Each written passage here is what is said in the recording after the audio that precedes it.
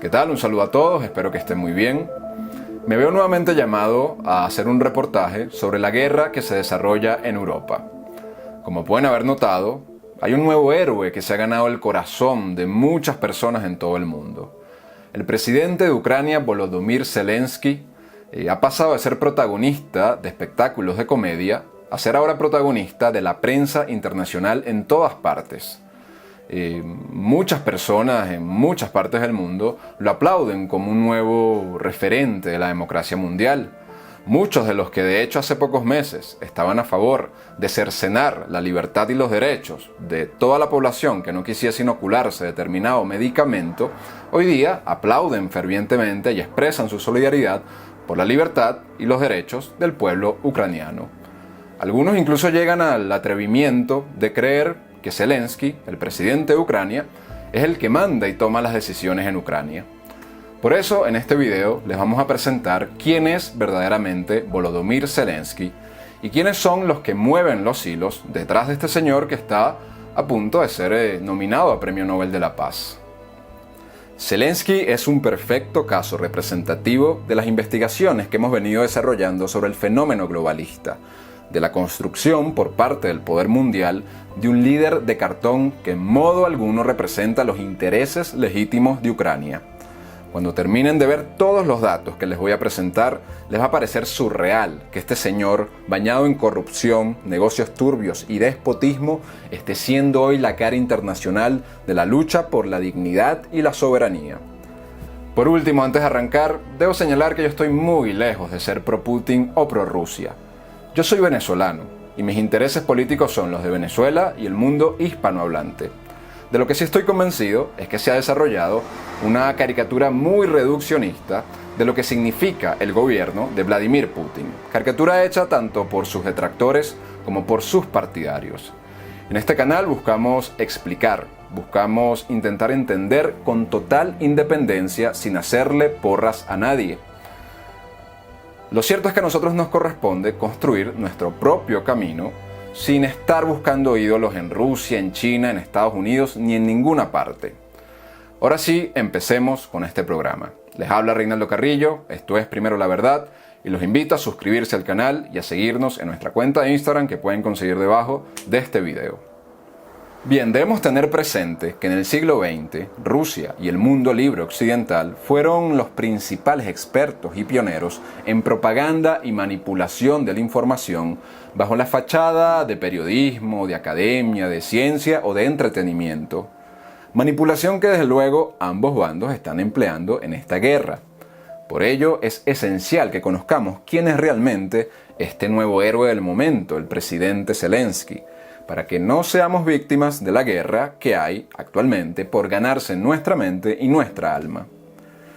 Gracias al trabajo de diversos medios de investigación rusos y ucranianos y el trabajo de diversos periodistas independientes a lo largo del mundo, les voy a presentar los aspectos esenciales de esta trama que es digna de la ficción y de un mundo totalmente invertido. Un primer punto muy llamativo, por más contradictorio que pueda parecer, es que Volodymyr Zelensky, el presunto patriota ucraniano, trabajó indirecta y directamente gran parte de su vida para los intereses de Rusia y de Vladimir Putin, hasta que hace unos años cambió de bando. La historia, que tiene otros elementos bastante controversiales, es la siguiente. Volodymyr Zelensky, de padres judíos, criado en la República Socialista Soviética de Ucrania, abandona sus estudios en leyes a los 17 años, estudios que terminaría tiempo después de forma irregular, presuntamente por favores de su círculo de contactos. Zelensky abandona la carrera porque gracias a un director de cine soviético que conoció, logra ser incorporado en el año 1995 en uno de los principales programas humorísticos transmitidos desde Moscú, que se llamaba El Club de los Graciosos. Esta era la época postsoviética, llena de corrupción, en que el presidente ruso Boris Yeltsin intentaba abrir a Rusia a las mieles del liberalismo occidental, con, entre otras medidas, la privatización oligopólica de gran parte de la industria antiguamente estatal, incluyendo la industria mediática.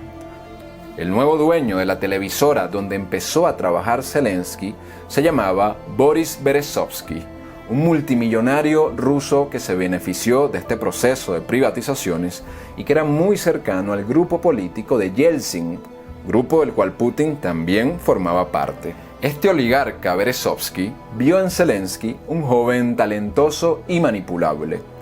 Una vez que Zelensky ganó la competencia nacional de humoristas del 97, le financiaron la creación de su propia productora audiovisual, televisiva y de cine con tan solo 19 años de edad. Y es aquí cuando la cosa empieza a ponerse un tanto siniestra. Según el periódico ruso de investigación Novaya Gazeta, a Zelensky le financiaron esta productora audiovisual a cambio de que la misma sirviera para el lavado de dinero obtenido de la trata de niñas en San Petersburgo. Este negocio inhumano floreció particularmente en San Petersburgo durante la alcaldía de Anatoly Sobchak, un político de la era postsoviética que es reconocido por haber sido el mentor y el padrino político de Vladimir Putin, quien de hecho, Putin en ese momento era director de negocios de la alcaldía durante esta época en que floreció este negocio. La productora de Zelensky también fue objeto de controversias por contratar a jóvenes de 14 y 15 años que luego aparecían en programas con clara connotación sexual. Así es, el nuevo héroe de la dignidad se prestaba para estas prácticas indignas desde muy joven, aunque tal vez para el occidente del relativismo sexual esto no sea mayor problema. Sigamos. Cuando Vladimir Putin llega a la presidencia se inicia un proceso de estatización de diversos recursos estratégicos de Rusia, entre ellos el de varias cadenas televisivas. En este contexto, la productora de Zelensky creció vertiginosamente, al ser ahora contratada directamente por el Estado ruso. Pero había una condición a cambio del financiamiento estatal. Toda la programación debía ser en ruso y debía ayudar a mantener la influencia y la cultura rusa en las ex-repúblicas soviéticas. De hecho, el idioma de crianza de Zelensky es el ruso. De esta forma, Zelensky abrió varias filiales de su televisora en varios países, incluyendo en su Ucrania natal, y fue ganando el mercado televisivo de buena parte de Europa del Este.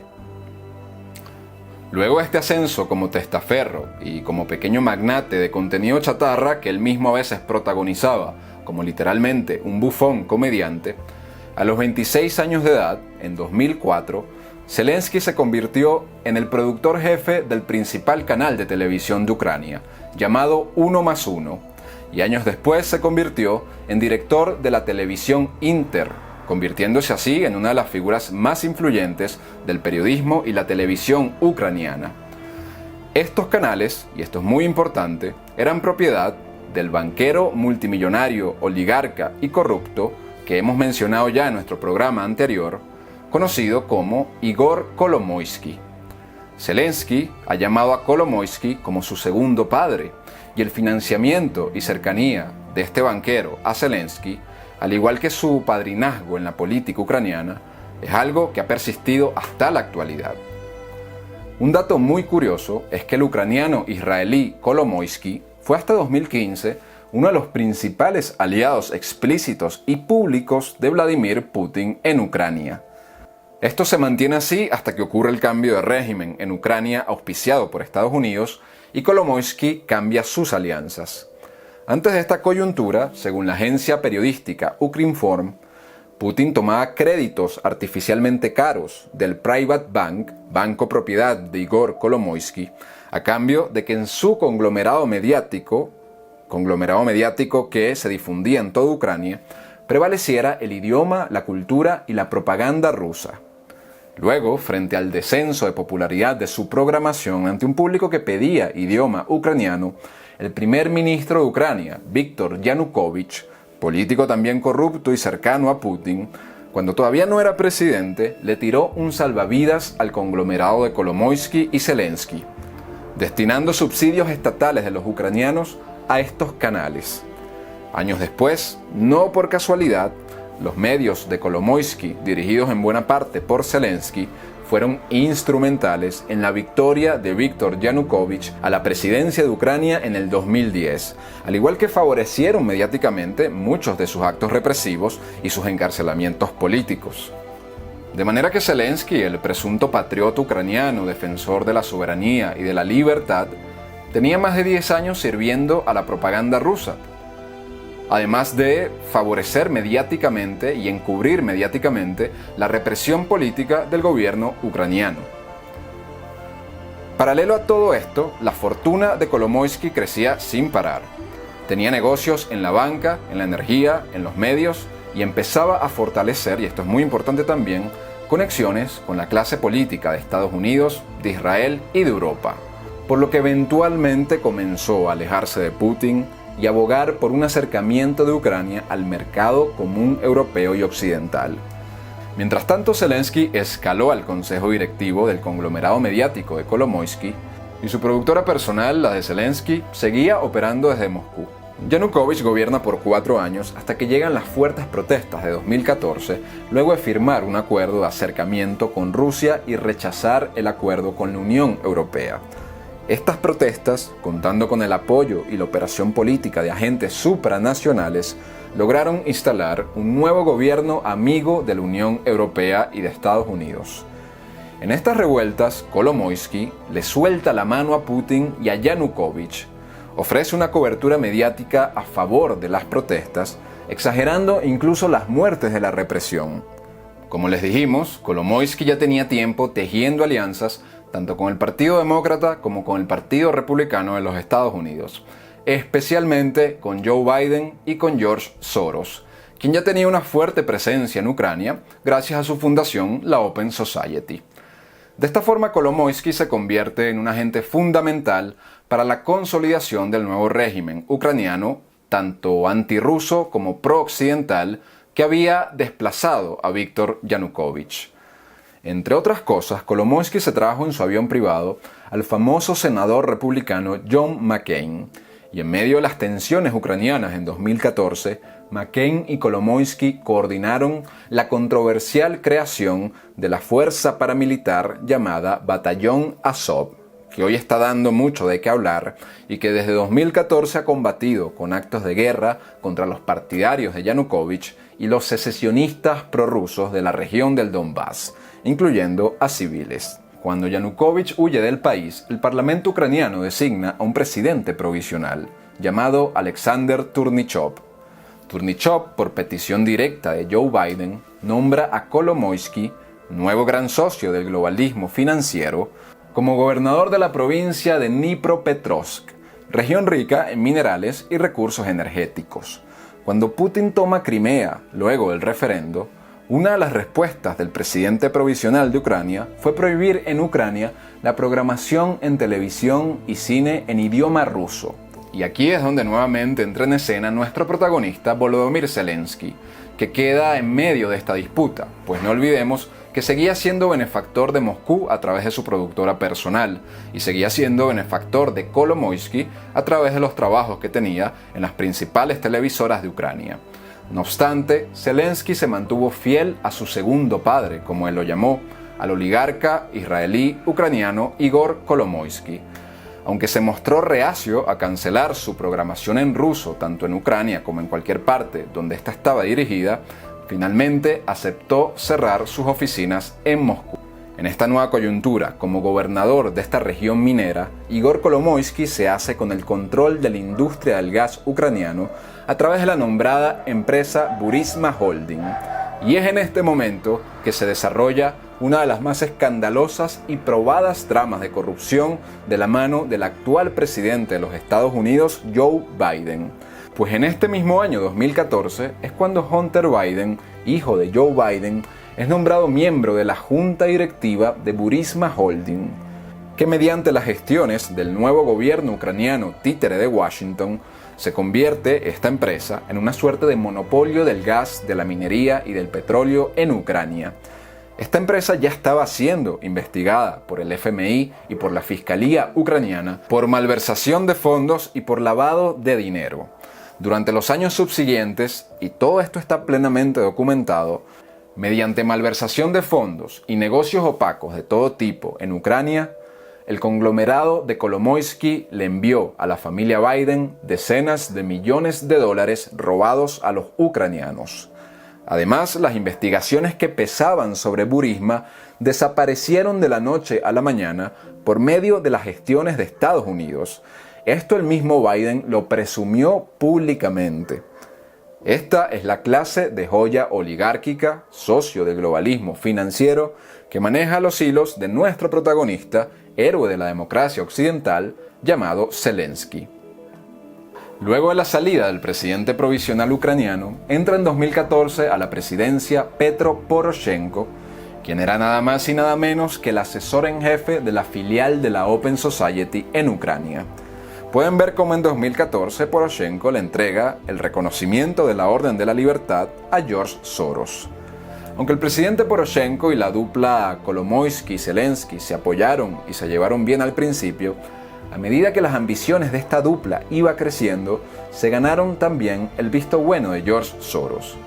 Mientras la cadena televisiva de Kolomoisky empezó a hacer férrea oposición al presidente Petro Poroshenko, muy oportunamente, con gran precisión, Zelensky produjo y protagonizó la serie televisiva con mayor financiamiento en la historia de Ucrania, la cual tuvo un gran alcance y fue transmitida por Netflix, empresa que tiene a Soros entre sus principales accionistas.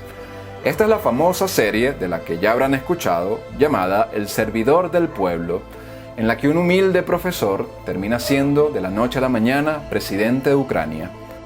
Señores, es necesario entender que este tipo de operaciones mediáticas con profecías autocumplidas es una de las formas sin escrúpulos y premeditadas en las que opera el poder.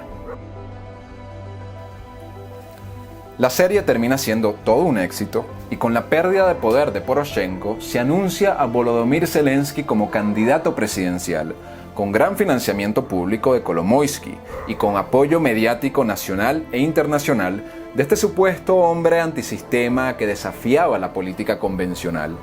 Una vez electo como presidente, la situación de Ucrania pasó de mal a peor. Los resultados los vemos hoy a la vista. No tardó Zelensky en aparecer implicado en casos de corrupción de los revelados por Pandora Papers, en los que señalaban que tenía más de 41 millones de dólares sin declarar en paraísos fiscales por operaciones fraudulentas de la mano de su verdadero jefe, Kolomoisky. A su vez, la situación económica y política de Ucrania siguió en muy mal estado. No olvidemos que Ucrania es uno de los países más pobres y corruptos de Europa. Y para colmo de muchos, en la Ucrania que estaba en medio de un conflicto bélico con las regiones separatistas del Donbass, que venía de la crisis de Crimea y que estaba en medio de fuertes tensiones entre la hegemonía de Estados Unidos y la hegemonía de Rusia, Zelensky no consigue a nadie mejor para nombrar como director de Seguridad Nacional de Ucrania que a su mejor amigo, un camarógrafo devenido en actor de reparto y antiguo fotógrafo oficial de la familia Kolomoisky, llamado Iván Bakanov. Este es el tipo de acciones del nuevo héroe del mundo occidental, y no es casualidad que Rusia haya entrado y arrasado tan fácilmente en Ucrania en lo que va de guerra hasta ahora. Aunque Putin se negó a felicitar la victoria de Zelensky a la presidencia, Zelensky igual buscó acercarse a Putin con el supuesto fin de facilitar un acuerdo pacífico sobre la crisis de Crimea y del Donbass. No olvidemos que Putin fue el principal benefactor de Zelensky por gran parte de su carrera. Sin embargo, en poco tiempo la retórica de Zelensky y de Ucrania en general empezó a tornarse a favor de unirse a la OTAN y de unirse a la Unión Europea y de incluso adquirir armamento nuclear. Esto se fue intensificando y esto, sumado a un largo historial que les recomiendo ver en nuestro video anterior, fue el desencadenante de la invasión rusa a suelo ucraniano. Gracias al trabajo de medios de investigación ucranianos y rusos y de periodistas independientes como César Vidal y Nicolás Moraz, les he podido presentar los aspectos más esenciales de esta trama. Retomando lo que les dije al principio, solo en una realidad profundamente invertida, un señor cuya carrera surgió gracias a la trata de niños, que fue agente de propaganda rusa por más de 10 años, que ha sido súbdito de un oligarca ucraniano sin escrúpulos que ha estafado y robado a la nación, y que ha sido marioneta del globalismo financiero que ha desarrollado guerras en todas partes del mundo. Solo un señor con estas cualidades puede ser convertido de la noche a la mañana en un nuevo héroe de la libertad y de la soberanía. una muestra más de los mecanismos de subversión del poder supranacional y la manera en la que operan. Les habló Reinaldo Carrillo, esto es Primero la Verdad. Los invito a suscribirse al canal y a seguirnos en nuestra cuenta de Instagram, también llamada Primero la Verdad, y que Dios los bendiga a todos.